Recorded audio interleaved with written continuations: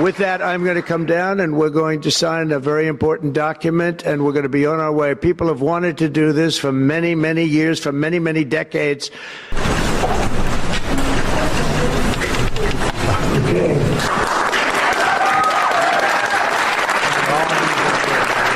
就在刚刚过去的几个小时前，美国东部时间3月20号下午，美国总统 Trump 签署行政令，正式废除美国教育部。签署之前，特朗普发表讲话，阐述了他决定废除美国教育部的理由。他说，美国教育部花着全世界最多的钱，却取得了垫底的成绩。美国的教育呢是彻头彻底的失败，并且呢，他还报了美国教育部的腐败的现状。此外，在签约仪式的现场，不仅有许多的政府官员到场，而且呢，特朗普他还进行了一系列的骚操作，包括他邀请了几名小学生在他旁边有模有样的学他，也是签署一份空白的文件。这些签署文件的这些小孩呢，将来说不定他们中的哪一位可能就成为了以后的美国总统，这也很难说啊。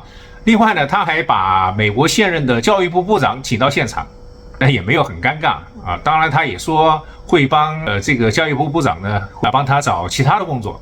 在点名表扬了几个欧洲发达国家教育做得成功的同时呢，特朗普还不忘表扬中国。那我这个视频这个双语字幕花了很长的时间，所以如果您能看到最后呢，就是对我最大的支持。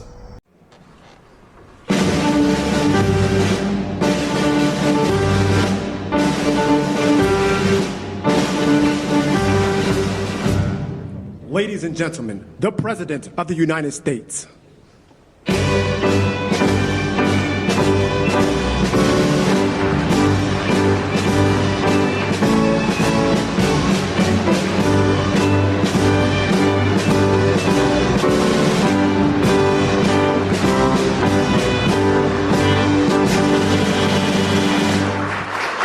Well, thank you very much.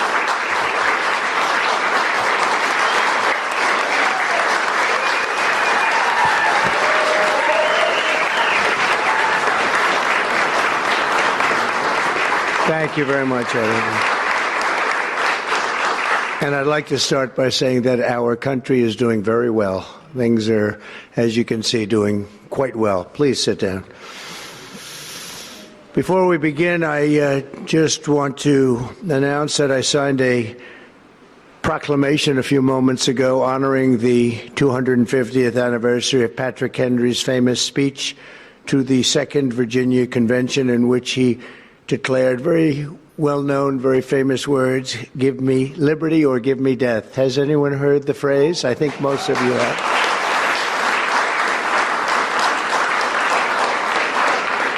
And moments ago, I also signed an executive order to dramatically increase production of critical minerals and rare earths. It's a big thing in this country, and as you know, we're also signing agreements in various locations to unlock rare earths and minerals and lots of other things all over the world, but in particular Ukraine. We're doing very well with regard to Ukraine and Russia, and one of the things we are doing is signing a deal very shortly with respect to rare earths with Ukraine, which they have tremendous value in rare earth, and we appreciate that.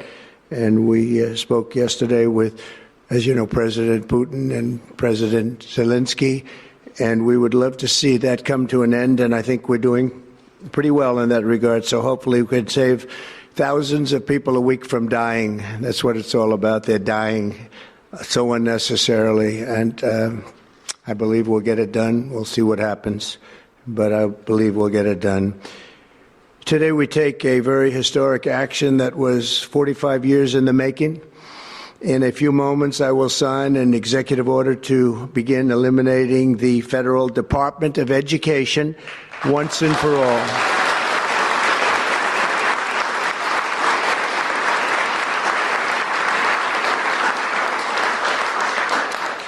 And it sounds strange, doesn't it? Department of Education, we're going to eliminate it, and everybody knows it's right. And the Democrats know it's right, and I hope they're going to be voting for it because ultimately it may come before them. But everybody knows it's right, and we have to get our children educated. We're not doing well with the world of education in this country, and we haven't for a long time. And we're pleased to be joined today by the woman who I chose because she's an extraordinary person. And hopefully she will be our last Secretary of Education, Linda McMahon. Linda, thank you. Thank you very much. That's another interesting statement. It's an interesting opening, right? But it's true, and it's been amazing how popular this has been. I tell people that this is what I'm doing today. And they say, oh, it's about time. Everybody says it. Republicans and Democrats have said it. They're all saying it. Also with us are some terrific people. Governors Greg Abbott. Greg, thank you very much. Governor Ron DeSantis, thank you very much, Ron. Mike Braun, congratulations on your victory, Mike. That was a big one. Mike DeWine, thank you very much, Mike. Jeff Landry. Jeff, thank you very much, Jeff. Bill Lee, thank you. Governors, all governors. Brad Little. Brad, thank you very much. Where are you, Brad? Hi, Brad. Jim Pilan, thank you very much, Jim. And Kim Reynolds. These are all people very interested in education. And I even see Dan Patrick over there, my friend Dan Patrick. We're joined also by Representatives Tim Walberg and Virginia Fox, Rick Allen, Michael Rulli, and again, Dan Patrick. Thank you very much, Dan. You've been a great friend of ours. And State Attorneys General Ken Paxton. Ken, I see you there. Andrew Bailey. Andrew, what a job you've done, Andrew. You have some good cases going. You've done a great job. Thank you very much. And co-founder of Moms for Liberty, Tiffany Justice. She's been a hard worker. Thank you. Thank you, Tiffany. When President Carter created the Federal Education Department in 1979, it was opposed by members of his own cabinet as well as the American Federation of Teachers, the New York Times editorial board, and the famed Democrat Senator Daniel Patrick Moynihan. History has proven them right, absolutely right. After 45 years, the United States spends more money on education by far than any other country, and spends likewise by far more money per pupil than any country, and it's not even close. But yet, we rank near the bottom of the list in terms of success. It's an amazing stat. Those are two stats you don't want. The most money spent per pupil, and you're at the bottom of the list. And that's where we are, like it or not. And we've been there for a long time. 70% of 8th graders are not proficient in either reading or in math. 70%. 40% of 4th graders lack even basic reading skills, can't read. Students in our public elementary and middle schools score worse in reading today than when the department opened by a lot. In Baltimore, 40% of the high schools have 0 students who can do basic mathematics. Not even the very simplest of mathematics. I said, give me your definition of basic, and they're talking about like adding a few numbers together. Despite these breathtaking failures, the department's discretionary budget has exploded by 600% in a very short period of time, and it employs bureaucrats in buildings all over Washington, D.C. And as a former real estate person, I will tell you, I ride through the streets of Washington and it says Department of Education, Department of Education. I said, how do you fill those buildings? It's crazy what's happened over the years. I'm pleased to report that after offering these federal employees 2 generous buyout options, and they were very generous, and they're good people, but they were very generous. My administration has initiated a reduction in force, and we're already cutting numbers that were really surprising to a lot that we were able to do it so successfully. and we've cut the number of bureaucrats in half. 50% have taken office, which is great. Thank you. Under the action I'm taking today, a small handful of Democrats and others that we have employed for a long time, and there are some Republicans, but not too many, I have to be honest with you. But the department's useful functions, and such as, and they're in charge of them, Pell Grants, Title I funding, resources for children with disabilities and special needs will be preserved, fully preserved. They're all going to be so. If you look at the Pell Grants, it's supposed to be a very good program, Title I funding and resources for children with special disabilities and special needs. They're going to be preserved in full and redistributed to various other agencies and departments that will take very good care of them. And that's very important to Linda, I know, and it's very important to all of us.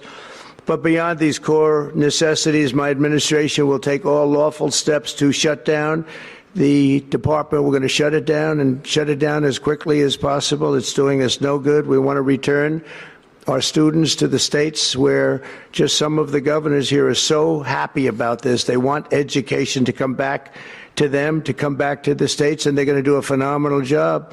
You know, if you look, Denmark, Norway, Sweden, I have to tell you, I give them a lot of credit. China's top 10.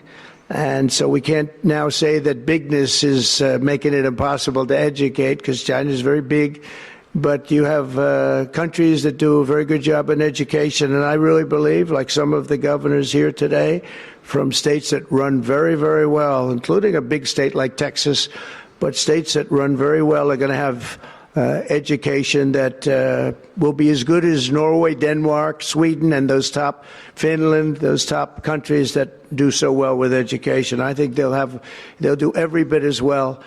And what do you think about that, Governor? Do you agree? Huh? I think so. Ron, do you agree? I think so. Florida? Iowa? That's right. I really believe that. They'll be as good as any of them. And then you'll have some laggards, and we'll work with them. And we can all tell you who the laggards will be right now, probably, but let's not get into that. But we'll work with them, and we're going to make them, they'll do a job. I think they'll do a job, and they'll go to sections of the state. For instance, New York, you'll have a Manhattan, and you'll have a Suffolk County, and you'll have a Nassau County, and you'll have Westchester County. You'll do 4 or 5 or 6 of them. You have upstate New York, and those counties, I think, are going to do very well. And I think ultimately Manhattan should do very well. But we'll break it down into sections, and I think it'll be really, really good. And they're going to be probably the tougher ones, but I think they have a chance to do really well.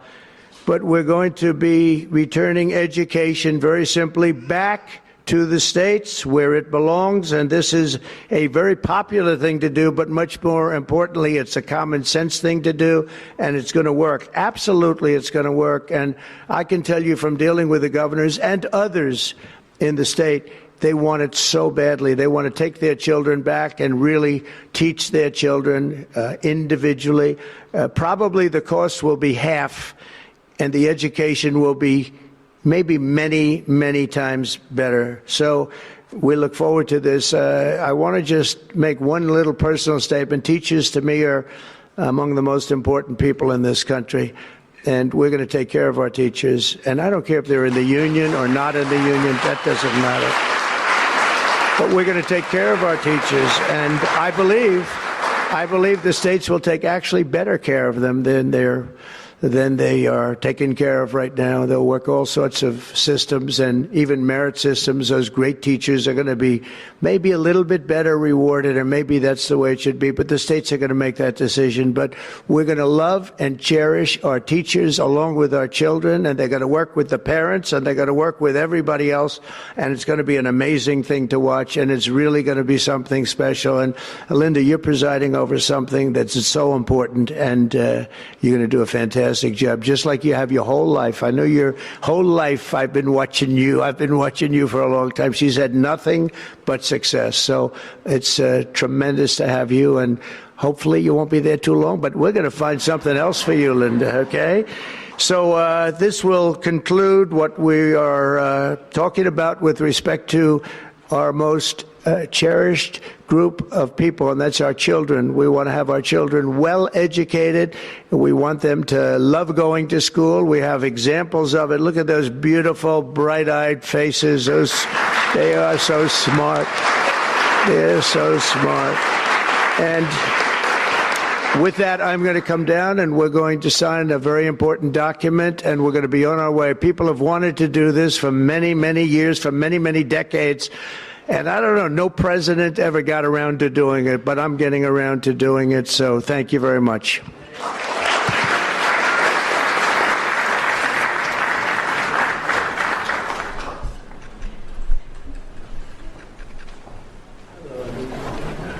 Good-looking people here.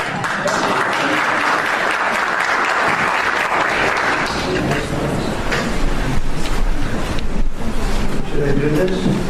Do it? Yeah. Maybe this will be this special.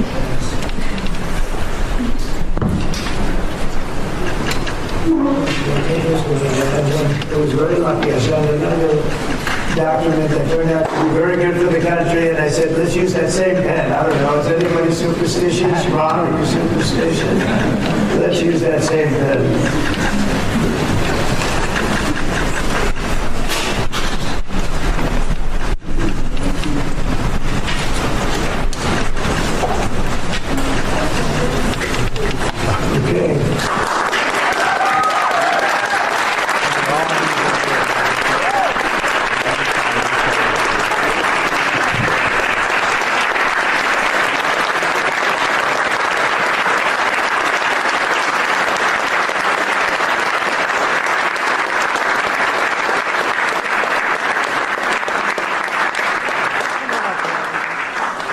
Can you come up just to say?